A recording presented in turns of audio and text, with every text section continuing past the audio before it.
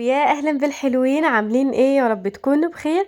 وحشتوني جدا من اخر فيديو كنت عاملاه معاكم، وطبعا اتاخرت عليكم في تنزيل الفيديو. بس الصراحه اليومين دول عندنا امتحانات بقى، ويعني الواحد نفسه الاجازه تيجي علشان يبقى فاضي ويبدا يعمل لكم طبعا فيديوهات كتير.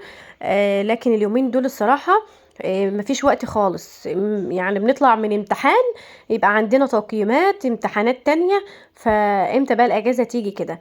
المهم قبل ما نعمل اي حاجة في الروتين بتاعنا ده، لو لسه اول مرة تشوفي قناتي ومش مشتركة فيها، ما تنسيش تشتركي في القناة وكمان تفعلي زر الجرس عشان كل الفيديوهات الجديدة توصلك على طول. ويلا بينا نبتدي الروتين بتاعنا ده، روتين صباحي. وطبعا الواحد بيقوم كده بقى من النوم، مش محتاج يعمل بقى يقلب الشقة وكده في اليومين بتوع الامتحانات اللي انا بقولكوا عليهم دول. فاول حاجة بعملها السرير لو عاوز يترتب برتبه، بفتح اهم حاجة الشبابيك. الجو اليومين دول حلو جدا، فعرفوني بقى صيفتوا ولا لسه؟ احنا الصراحة صيفنا، بس بالليل الجو بيبقى برد شوية. يعني انا فرشة صيفي وكمان لابسين صيفي، بس سايبة البطاطين زي ما هي. قلت بقى لما الجو يعني صيف اكتر والصيف يدخل، لان بالليل بيبقى الجو الصراحة برد شوية. نبدأ بقى نلم البطاطين دي ونغسلها.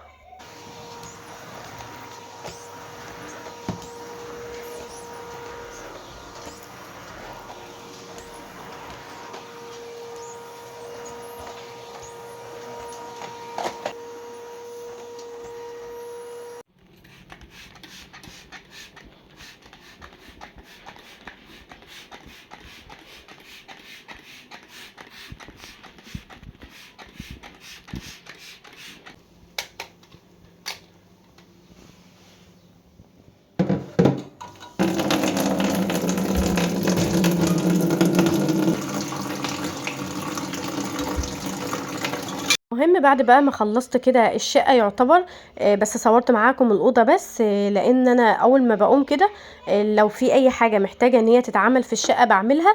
وزي ما قلت لكم أهم حاجة عندي إن أنا بفتح الشبابيك بتاعة الشقة كلها، علشان أنا بحب بقى أجواء الشمس دي، بحب الشمس تبقى داخلة البيت. بحس كده بنظافة كده وارتياح نفسي لما الجو يبقى شمس والشمس كلها في البيت. المهم بقى كنت هعمل غدا كبدة، وطبعا لازم مع الكبدة خضار. فقلت بقى اغسل الخضار الاول واظبط الحاجه كده، لان عندنا كمان مناسبه عيد ميلاد. فقلت اخلص يعني اجهز الحاجه بتاعه الغدا، ونروح الاول لعيد الميلاد وبعد كده نيجي بقى نتغدى، لان احنا يعني فطرانين متاخر. فقلت بقى علشان ما نتاخرش بقى وكده اخلص الحاجه واظبطها. فهقطع بقى الحاجه بتاعه الكبده واجهزها، وبعد كده بقى نروح عيد الميلاد.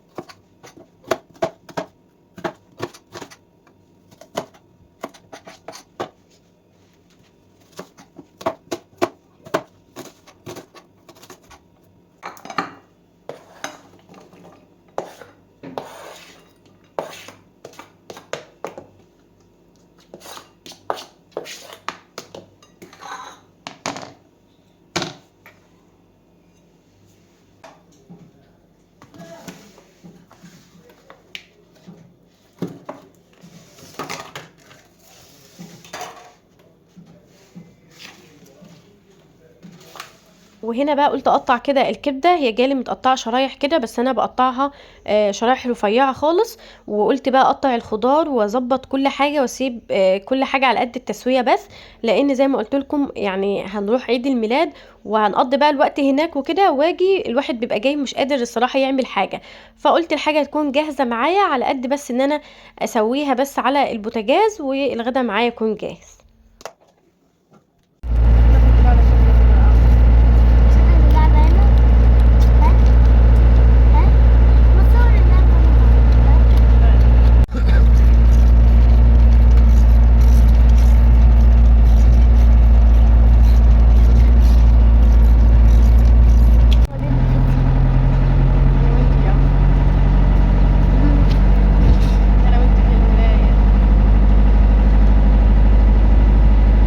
وهنا كنا وصلنا خلاص عيد الميلاد. ايه رأيكم في عيد الميلاد التحفة ده؟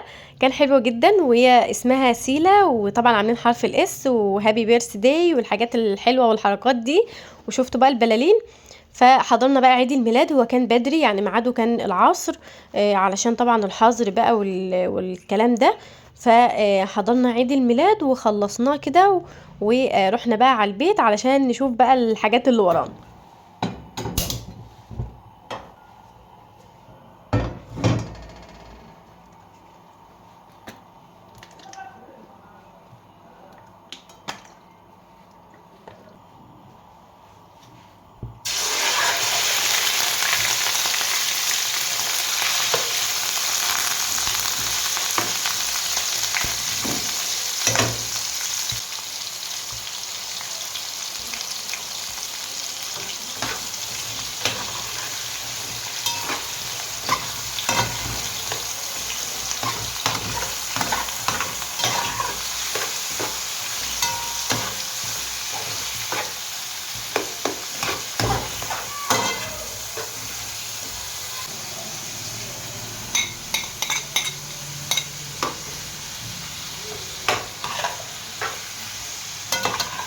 زي ما قلت لكم ان الغدا كنت انا مجهزاه على قد بس التسويه، فحطيت بقى كده الكبده. بحب جدا ان انا اعملها او سجق او اي حاجه في الصواني الالومنيا او المقلايات الالومنيا، بتبقى حلوه جدا في الحاجات دي. يعني انا جربتها في التيفال وكده، بحس ان في الالومنيا بيبقى طعمها حاجه تانية، فبتطلع اصلا طعم حلو وشكلها حلو كده. فالمهم جهزتها وسبتها بقى، حطيت لها التوابل بتاعتها وسبتها تستوى كده على النار، وقلت اعمل الطماطم دي.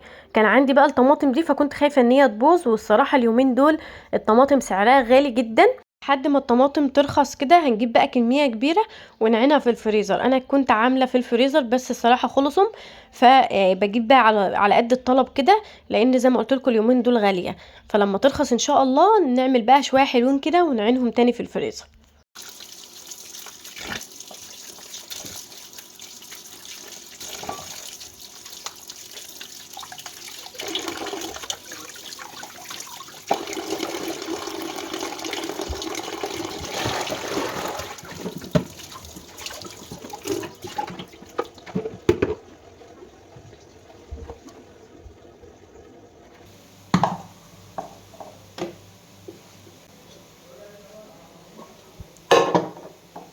هنا بقى كنت بجهزها كده علشان اعملها صلصة. ببدأ بقى ان انا اقطعها كده واحطها في حلة وبسيبها بقى على النار لحد ما يعني تستوي خالص، وبطفي النار بقى، وبعد كده بصفيها بفرمها بالهاند بلندر وبصفيها وبتبقى زي الفل. المهم عرفوني بقى كده، صيفتوا ولا لسه؟ والجو عندكم حر ولا لا؟ يعني الصراحة الجو عندنا بيقلب، بس احنا يعتبر صيفنا لان الشقة عندي حر جدا، فاحنا مش بنخرج كتير. فقلت بقى ايه يعني نصيف بقى، وبالليل الواحد بيتغطى مثلا، او انا سايبه البطاطين لسه، فقلت مش مشكله بقى، لان فعلا بالنهار الجو بيبقى حر قوي. واحد بس كده يخلص بقى امتحانات وهتلاقوني بنزل لكم فيديوهات على طول، لان انا بحب جدا الصيف، وبحب بقى جو الصيف كده والخروجات بتاعته. بيبقى عندنا وقت طويل، وكمان من الوقت اتغير، فبقى النهار طويل والليل قصير. فانا بحب كده، بحب ان النهار يكون طويل الصراحة، بيبقى عندي وقت كبير جدا. فزي ما قلت لكم احنا بس نخلص امتحانات كده ونقعد بقى كده، بالنا رايق، ميبقاش ورانا ولا تقييمات ولا امتحانات ولا اي حاجة ولا مدارس بنصحى لها بدري، ونبدأ كده نظبط بقى خروجات وفيديوهات حلوة وانزلها لكم على طول.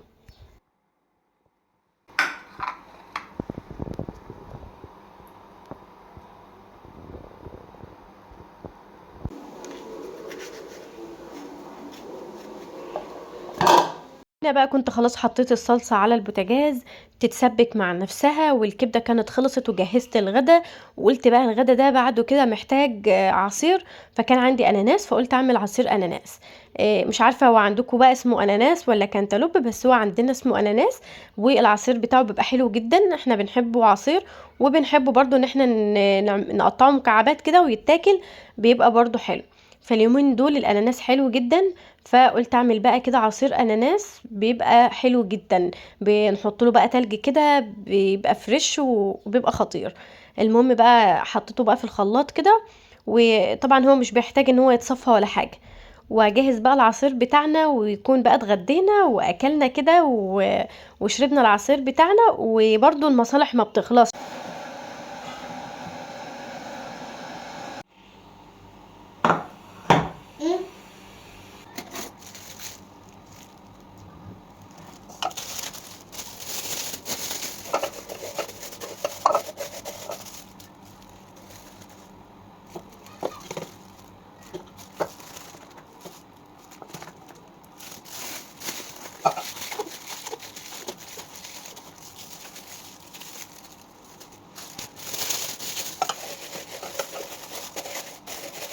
وهنا بقى قعدنا بقى ارتحنا كده شويه بعد الغدا، وقلت بقى اقوم كده اصفي الطماطم وفرمتها بالهاند بلندر زي ما قلت لكم. انا الاول كنت بعملها بالخلاط، بس الصراحه الهاند بلندر ده سحر كده في الطماطم، لو عندك اي كميه بتضربيها في وقت قليل جدا.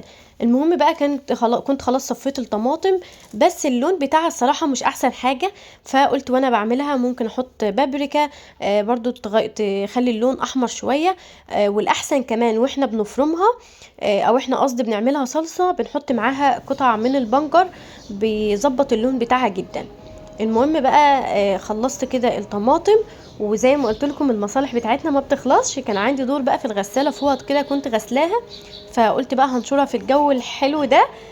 وخلاص بقى كان ده اخر الفيديو بتاعنا. اهم حاجه يا حلوين ما تنسوش الاشتراك في القناه، وكمان تشجعوني بالكومنتات الحلوه بتاعتكم، لان الكومنتات هي اللي بتشجعني ان انا اصور لكم على طول.